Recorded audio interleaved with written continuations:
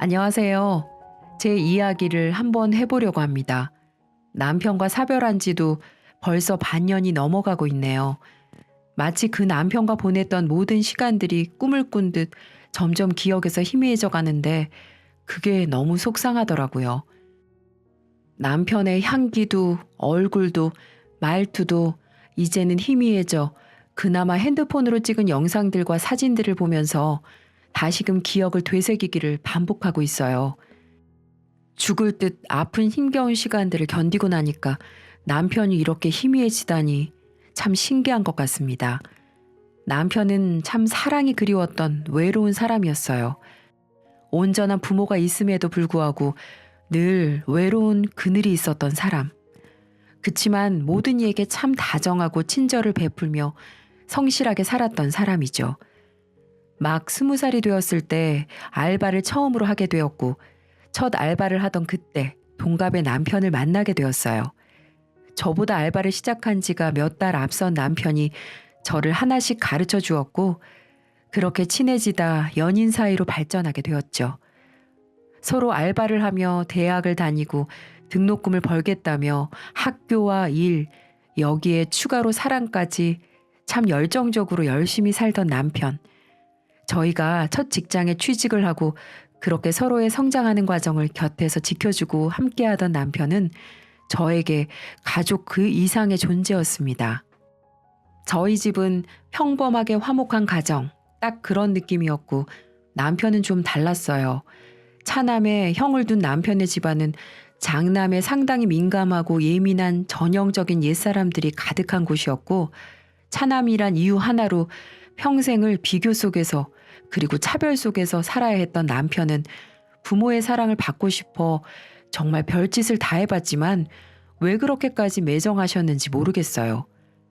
장남 하나만 있으면 딱 좋았을걸. 니네 형 외동으로 키우려 했는데 네가 생기는 바람에 어쩔 수 없이 낳기는 했다만 내 뱃속으로 나왔는데도 어쩜 너는 정이 안 가니?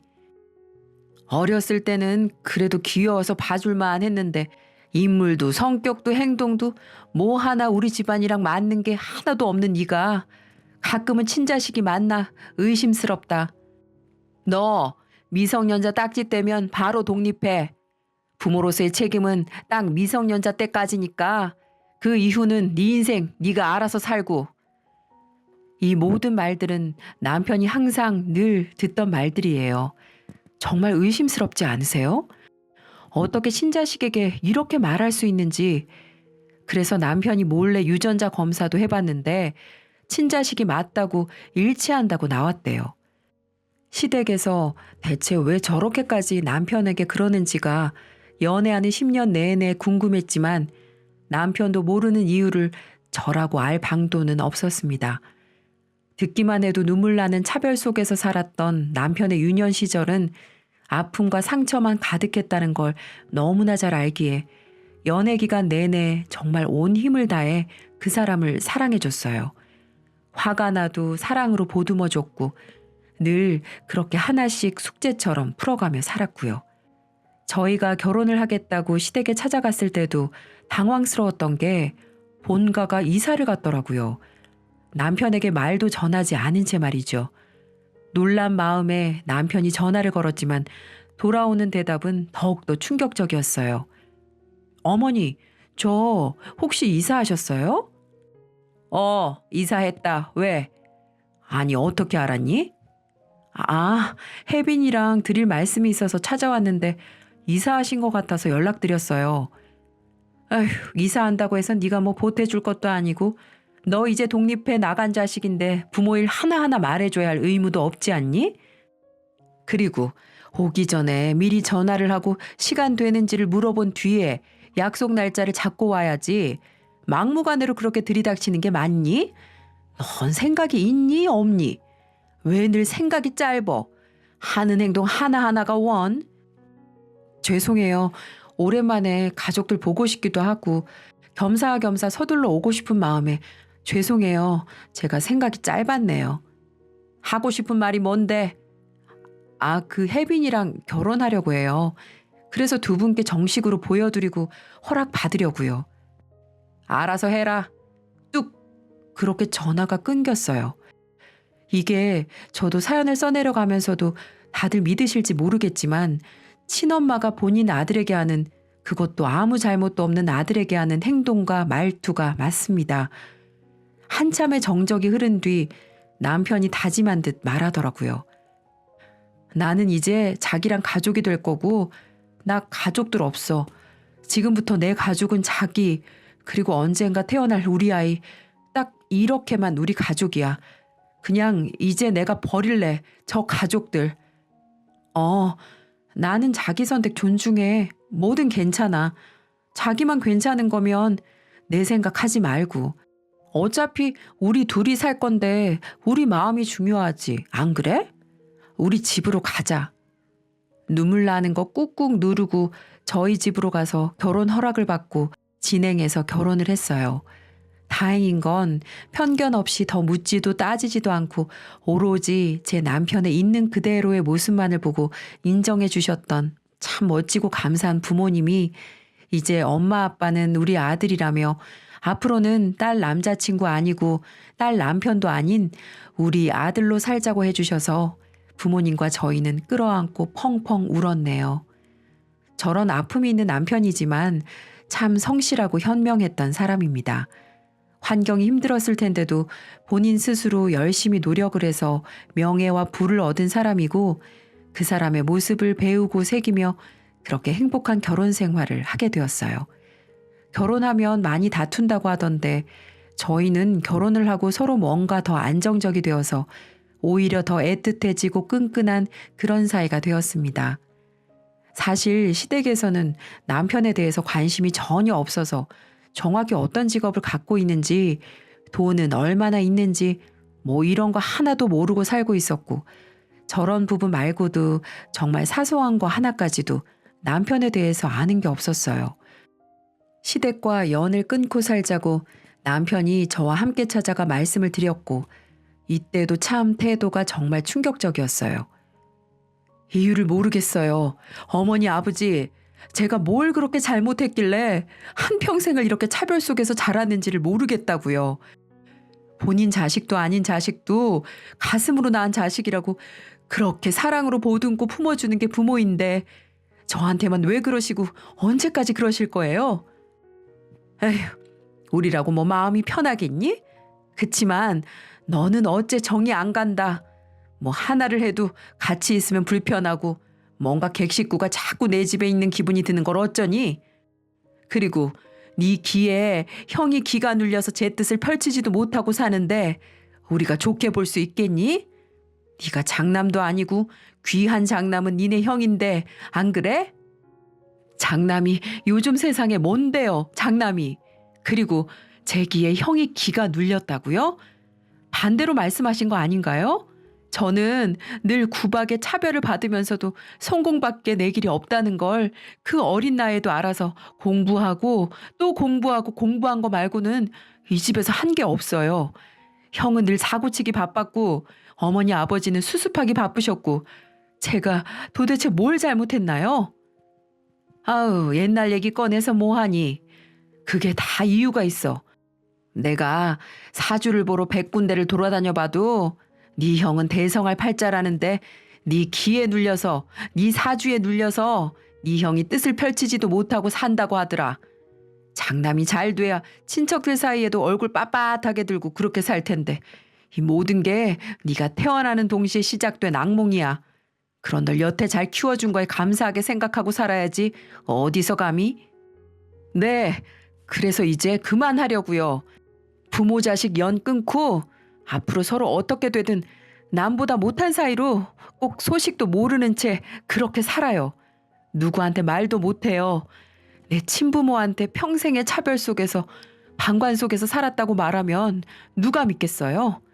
제가 유전자 검사도 해봤는데 저 친자식 맞더라고요. 차라리 아니길 바랬어요. 두 분이 비정상이라고 생각하고 싶지 않아서. 그런데 이제는 제가 두 분 버리려고요. 두 번 다시 연락 마시고 그 어떠한 순간에도 절대 저희는 부모 자식 아닙니다. 결국 키워준 거 보답하진 못할 망정 네가 원하는 게 연 끊는 거니? 애초에 너 같은 거 나치를 말고 지웠어야 하는데 니네 할머니가 애 지우는 거 아니라고 그렇게 뜯어 말려서 꼴 좋네. 좋아. 바라던 바니까 앞으로 재산이고 유산이고 단 한 푼도 바라지도 말고 탐내지도 마라. 오직 다 니네 형 거니까. 왜요? 주세요. 쓰레기통에 다 갈기갈기 찢어버릴 테니까.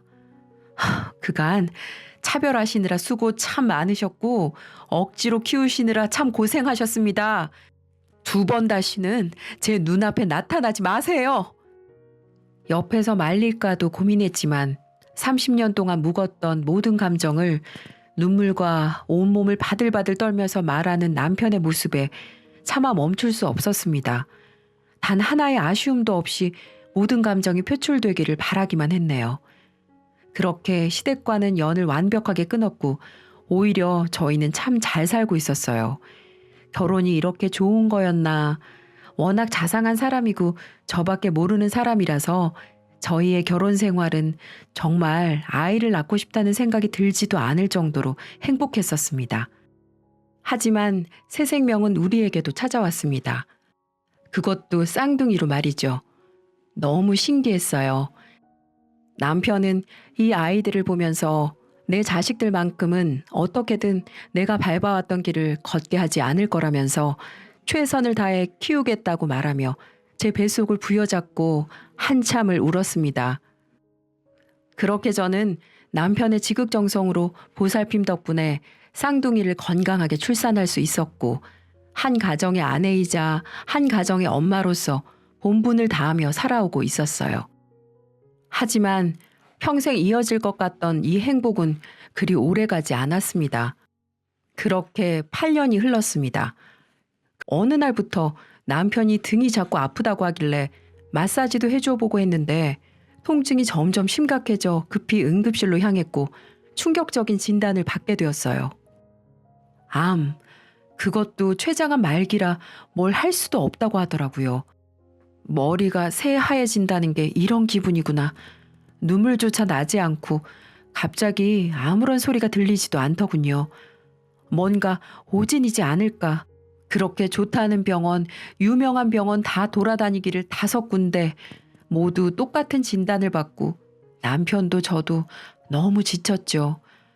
저희 남편은 어차피 죽음밖에 답이 없는데 병원에서 그렇게 서로 힘들게 있다 가진 말자며 집에 있기를 원했고 정말 마지막 그의 소원이라 들어줄 수밖에 없어 많은 양의 진통제를 포함해 여러 가지 약들을 집에 두고 그렇게 남편과 하루하루 살아가며 어떤 날은 너무 아파서 쓰러지기 일보 직전인 남편을 붙잡고 울기도 해보고 또 어떤 날은 눈을 떴는데 남편이 숨을 쉬지 않는 것 같아 흔들어 깨워보기도 해보고 또 어떤 날은 너무 아무렇지 않다며 나 췌장암 맞냐고 능청 떠는 남편을 보며 웃기도 해봤고 그렇게 저희 시간을 함께 했어요.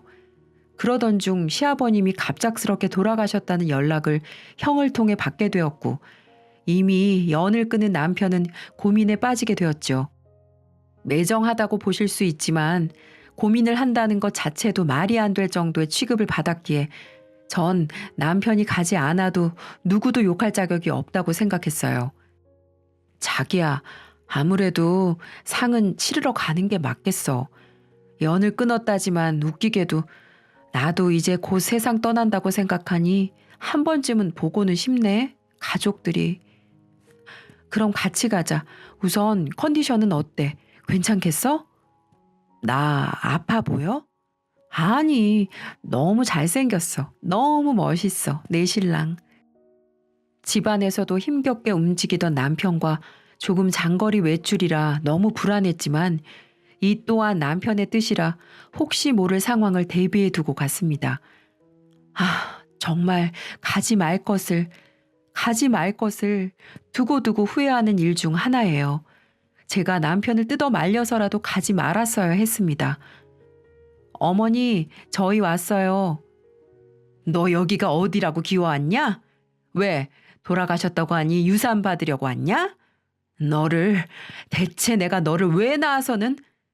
남편이 인사를 드리자마자 시모는 미친 것처럼 남편을 막 때리며 말하길래 정말 온 힘을 다해 막았어요.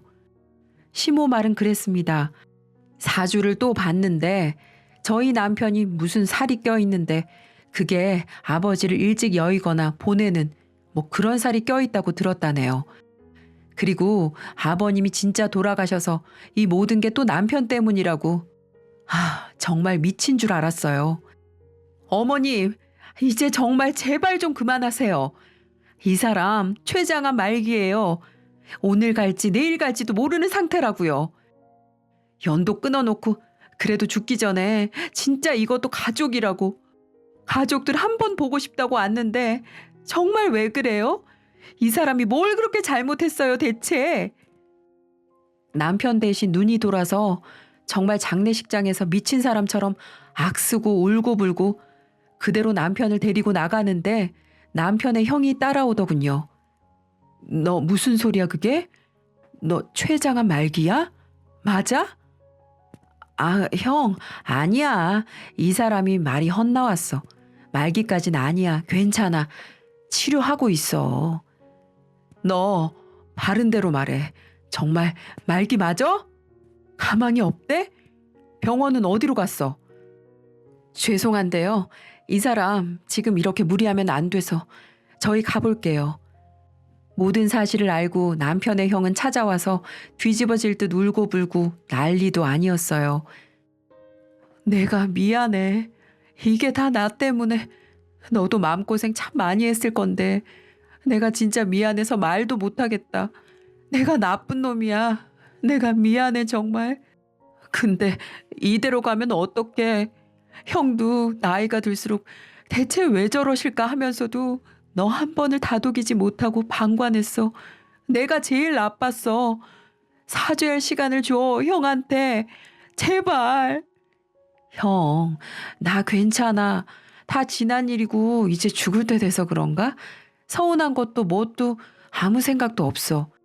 그냥 나 가면 이 사람 혼자일 거 아니까 그게 너무 아파서 눈을 감질 못하겠어. 형이 나 떠나도 꼭 나 대신 이 사람한테 모든 사죄를 대신해 줄래? 자주 들여다봐주고 힘들어 보이면 도와도 주고 형이 그래 줄 수 있을까? 그럼 나 눈 편히 감을 수 있을 것 같은데. 남편과 형은 한참을 끌어안고 오열하고를 반복하고 그 뒤로 형과 저희 부부는 시간을 많이 보냈어요. 정말 거짓말 같게도 남편은 매일 통증으로 힘겨워했는데 형이랑 웃고 떠들고 그렇게 시간을 보내면서 통증도 많이 줄어들고 물론 회복은 아니지만 힘겨워하는 시간이 줄어서 너무 다행이지 싶더라고요. 이렇게만 지낸다면 진짜 오래 곁에 있겠는데 저도 조금은 마음이 놓였고요. 여느 때와 다름없이 아침이 왔고 오랜만에 마음 편히 개운하게 잔 듯해서 기분이 좋던 날 아침 아무리 흔들어 깨워도 남편이 기척이 없어서 분명 잠들기 전만 해도 딱 2달만 더 살다 간다고 그럴 수 있을 것 같다고 내일은 형 오면 뭐 먹자고 약속을 했던 사람. 남편의 상을 치르는 내내 울다 지쳐 기절도 하고 아무런 소리가 들리지도 않을 정도로 정신이 나간 상태인 저를 저희 부모님이 계속 정신 차리게끔 다독이고 살펴봐 주시고 그렇게 자리를 지켰어요. 아주버님이 함께 곁을 지켜주셨고 그래도 그 사람 형과 가는 길 추억 남기고 가서 다행이지 싶었어요. 그 와중에 상상도 못했던 시어머님의 등장은 진짜 정신이 하나도 없던 제 정신을 확 차리게 만들어버리더라고요. 아이고.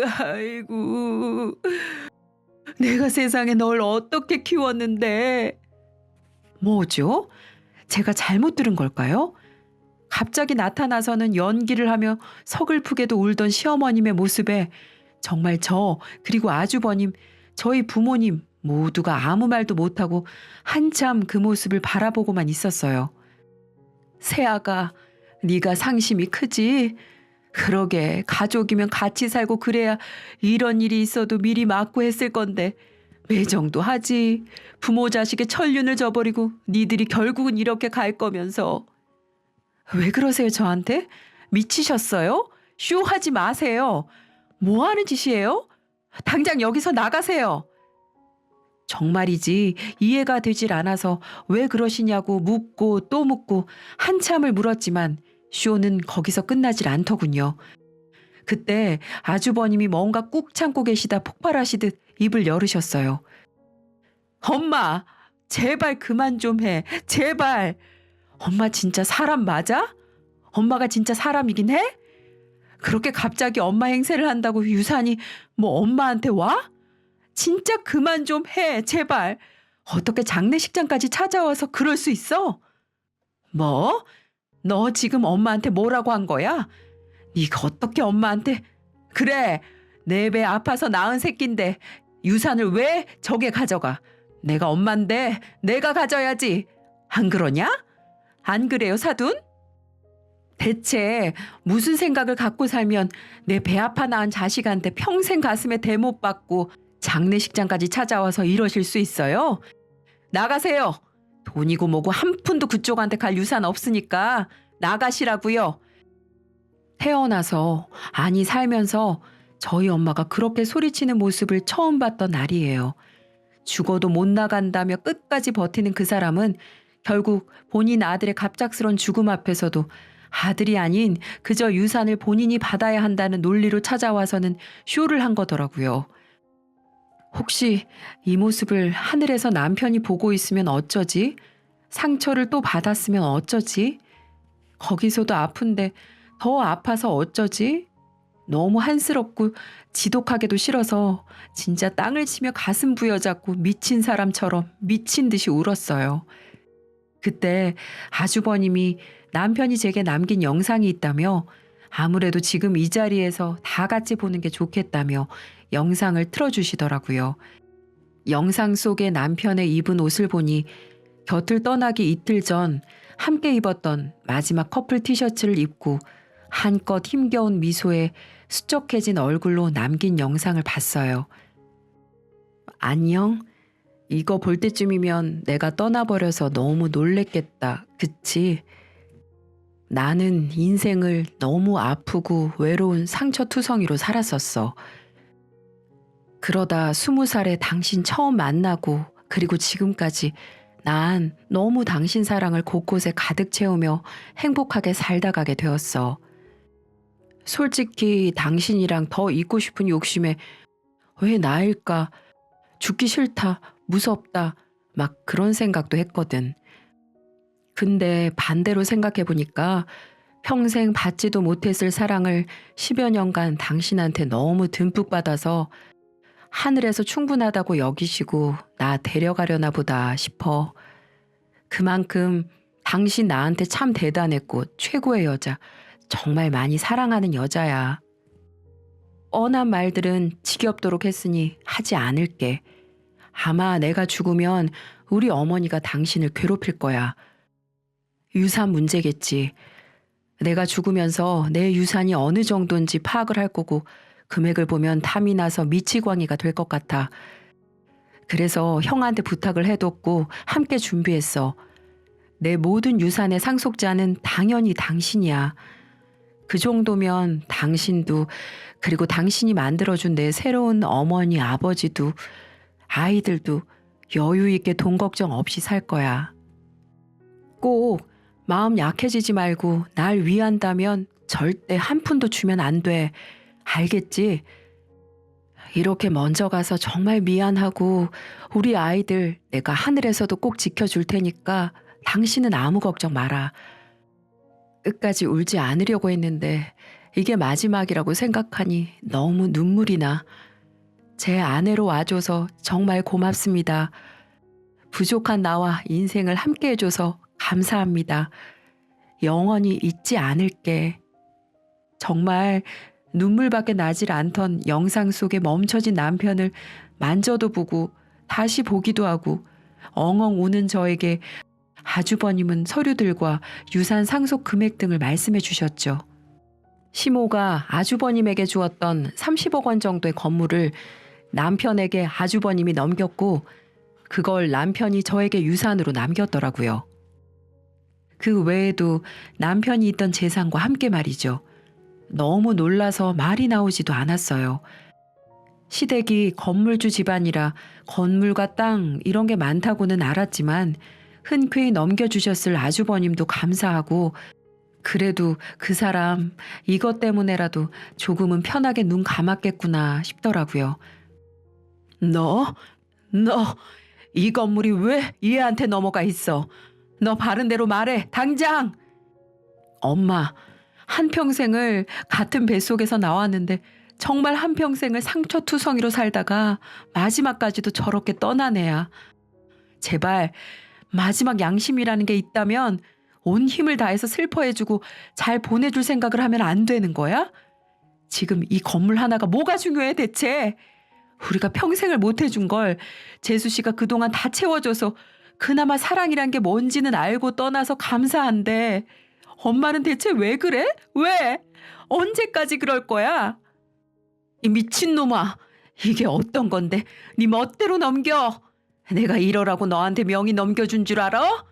인연이 꼬드겼지, 인연이 이제는 널 꼬드긴 거야, 어?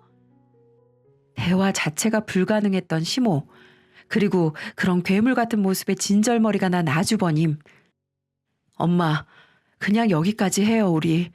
저도 더 이상 그 숨막히는 엄마 품에 있고 싶지도 않고 소름 끼쳐서 더 이상은 엄마라고도 못 부르겠어요. 저 아들에서 제발 놔주세요.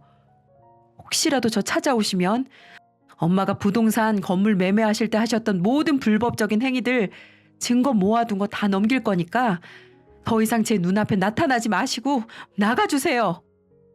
아주버님이 이렇게까지 말씀하실 줄은 몰랐기 때문에 정말 저도 충격적이긴 했는데 시모는 본인이 지독하게 사랑했던 장남도 잃고 건물까지 잃으니 그 정신에 충격이라는 게 이제서야 간 건지 혼절을 했어요.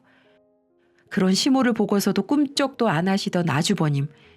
남편을 잘 보내주고 유산을 상속받고 그냥 며칠 내내 집안에 박혀서 씻지도 않고 먹지도 않고 그렇게 지냈어요. 청소를 하면 남편의 흔적들이 혹여 씻어질까 무서워 청소도 하지 않았고 그렇게 그냥 살았어요. 제가 이러고 있을 걸 알던 아주버님은 자주 저를 살펴보러 와주셨고 대화도 많이 나눴습니다. 남편을 왜 도와주지 않고 방관만 했는지가 제일 궁금했는데 도와주려고 하다 어머님께 걸리면 그렇게 무서울 정도로 혼이 났고 감금도 당했다는 말에 시모가 그냥 하는 말이 아니라 정말 제정신이 아니구나 싶었어요. 사주, 무당 이런 거에 환장하던 사람이라서 남편과 아주버님은 붙어 있을수록 아주버님의 좋은 기운을 남편이 빨아들여 망하게 된다는 말을 들은 후부터 그렇게 지독하게 남편을 차별했고 뒤에서는 아주버님을 조정했던 미친 시모였더라고요. 이제는 그 사람이 죽든 살든 뭘 하든 저에게는 소식을 전하지 말아달라고 부탁했습니다. 그냥 남편이 그렇게 떠나버린 남편이 하늘에서는 모든 이들의 사랑을 듬뿍 받고 통증 없이 웃기만 하는 날들을 보내주길 바래요. 그것보다 저를 더 웃게 만드는 소식은 평생 없을 것 같거든요. 어떤 고통이든 아픔이든 시간이 지나면 희미해지는 건 사실인 것 같습니다. 물론 가슴 속에 깊숙이 그 아픔을 박아둔 채 영원히 빼낼 수는 없지만 말이죠. 이제는 남편은 떠나가고 없지만 남편이 내게 남긴 제 아이들과 힘을 내서 잘 살아보려고 합니다. 많이 무섭고 외롭고 두렵기도 하지만 어떻게든 이겨내려고요. 전 누가 뭐라든 대한민국에서 아이 둘을 키우고 있는 엄마니까요. 감사합니다.